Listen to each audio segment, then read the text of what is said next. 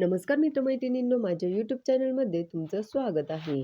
यंदाच्या होळीला चंद्रग्रहणाचा काही राशींना फटका बसणार आहे. होय, ज्योतिषशास्त्रानुसार 2026 मध्ये होळी आणि चंद्रग्रहण यांचा एक विशेष योग आहे. पंचांगानुसार 3 मार्च 2026 रोजी फाल्गुन पौर्णिमेला चंद्रग्रहण लागणार आहे. भारतीय वेळेनुसार दुपारी 3:20 ते संध्याकाळी 6:47 काही वेळ पूर्ण ग्रहण असणार आहे.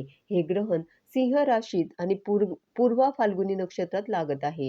हे ज्योतिषशास्त्रीय दृष्टिकोनातून अतिशय अशुभ मानलं जातंय. होलिका दहन सामान्यतः 2 मार्च किंवा 3 मार्चला होणार आहे. पण ग्रहण आणि सूतक काळामुळे जो सुमारे 9 तास आधी सुरू होतो. रंगपंचमी किंवा धुलीवंदन 4 मार्च 2026 ला साजरी करावी किंवा होईल असं सांगितलं जातंय. ग्रहणामुळे धार्मिक नियम पाळावे लागतील आणि ज्योतिषशास्त्रानुसार काही राशींना या काळात विशेष सावधगिरी बाळगावी लागणार आहे. ज्योतिषीय मान्यतेनुसार ग्रहणाचा फटका विशेषतः काही राशींना बसतो. इथे काही राशी आहेत ज्या सर्वाधिक प्रभावित होऊ शकतात आणि त्यांना अडचणी येऊ शकतात. त्यांनी कोणती काळजी घ्यावी आणि त्या राशी कोणत्या? चला जाणून घेऊया. पहिली कर्क रास. कर्क राशीवर चंद्राचं राज्य आहे, त्यामुळे या राशीखाली जन्मलेल्यांना चंद्रग्रहणाचा परिणाम अधिक जाणवू शकतो. यावेळी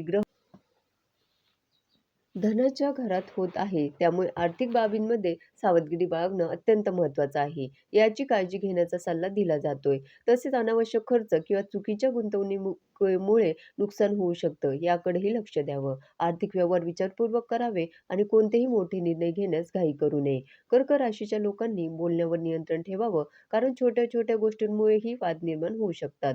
या काळात आरोग्यावर चढ-उतार देखील शक्य आहेत. त्यामुळे स्वतःची काळजी घ्यावी. मानसिक शांती राखण्यासाठी मंत्राचा जप करावा, हे फायदेशीर मानलं जातंय. त्यानंतर दुसरी कन्या रास. कन्या राशीच्या लोकांना आर्थिक नुकसान वाढणं, भावनिक तणाव आणि कामात अडथळे येऊ शकतात.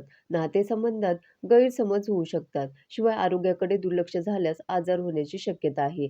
ज्योतिष सांगतात की या काळात ताकही फुंकून प्यावं लागेल, असा काळ येऊ शकतो. म्हणजे छोट्या-छोट्या गोष्टींमध्येही सावध राहावं लागेल. आर्थिक निर्णय टाळावे, खर्च नियंत्रित ठेवावे, त्याचबरोबर अनपेक्षित नुकसान किंवा अपघात टाळण्यासाठी सतर्क राहावं, हे महत्त्वाचं मानलं जातंय. तसेच आरोग्याकडे दुर्लक्ष करू नये आणि नियमित तपासणी आणि खबरदारी करून घ्यावी. कामाच्या ठिकाणी देखील तुम्हाला सावधगिरी बाळगण्याची आवश्यकता आहे. ऑफिसच्या राजकारणापासून दूर राहून या काळात भगवान शिवाची पूजा आणि ध्यान केल्यानं मानसिक संतुलन राखण्यास मदत होईल असं सांगितलं जातंय. कन्या राशीसाठी हे चंद्रग्रहण खर्च नुकसान वाढवू शकणार आहे. यासाठी सुद्धा उपाय आहे. ग्रहणानंतर चंद्रदेवाला दूध अर्पण करावं किंवा शिवलिंगावर जलाभिषेक करावा. त्यानंतर मकर रास. मकर राशीवर ग्रहणाचा मोठा परिणाम होऊ शकतो. काही स्रोतांनुसार या राशीला अत्यंत पीडा किंवा गंभीर अडचणी येऊ शकतात. विशेषतः आरोग्य आणि आर्थिक बाजू कमकुवत राहू शकते. मकर राशीवर ग्रहणाचा मोठा परिणाम होऊ शकतो. अपघाताची भीती, अनावश्यक खर्च, करिअरमध्ये अचानक बदल किंवा अडथळे येऊ शकतात. कुटुंबात तणाव, मानसिक चिंता वाढू शकते. यावर उपाय म्हणजे ग्रहण काळात घरात राहावं, काळे तीळ दान करावे, शनिदेवाची पूजा करावी. त्यानंतर मीन रास.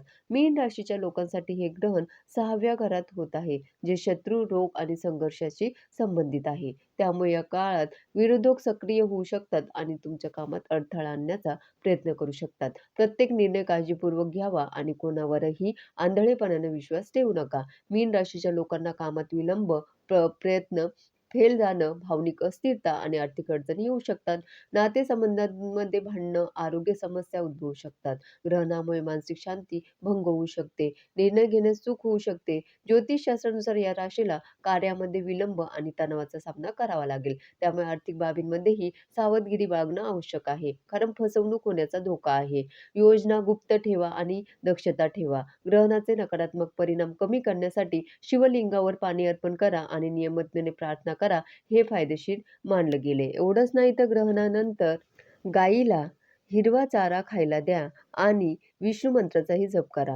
आता सर्वसाधारणपणे ज्योतिषशास्त्रानुसार सर्व राशींसाठी सांगितलं जातंय की ग्रहणाच्या वेळी बाहेर पडू नका. सूतक काळात म्हणजे ग्रहण सुरू होण्यापूर्वी 9 तास आधी शुभ कार्य करणं टाळा. ग्रहण संपल्यानंतर स्नान करा, दान करा, ज्यामध्ये तीळ, काळे कपडे, अन्न असावे. होळीचा उत्सव आनंदाने साजरा करावा, पण जास्त उधळपट्टी टाळावी. हे फलादेश सामान्य ज्योतिषी मान्यतांवर आधारित आहे. या संबंधित तुम्ही ज्योतिषांचाही सल्ला घेऊ शकतात.